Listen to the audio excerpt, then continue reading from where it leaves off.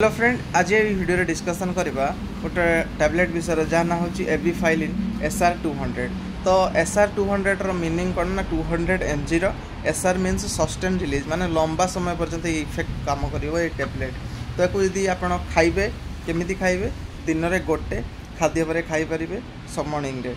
तो याकू जदि आ विषय डिस्कसन करवा ये कौन ना ये गोटे ब्रोंकोडाइलेटर कौन सी पेसेंट को जदि आस्थमा रोग होती माने श्वास होती ब्रोंकाइटिस होती आउ COPD होती कोरोनिक ऑब्स्ट्रक्टिव पल्मोनरी डिजीज माने कौन अत्यधिक निशा फिशा कले सिगरेट फिगरेट टाणले आमर जो माने पाइप अच्छी जो गोटे निश्वास जाऊँगी से चापी हो जाए ये गले कौन हम रिलैक्स कर आपन को कौन कर मोटा करदेव आपण पाइपटा को जहाँफल कि आप निश्वास नहीं पारे।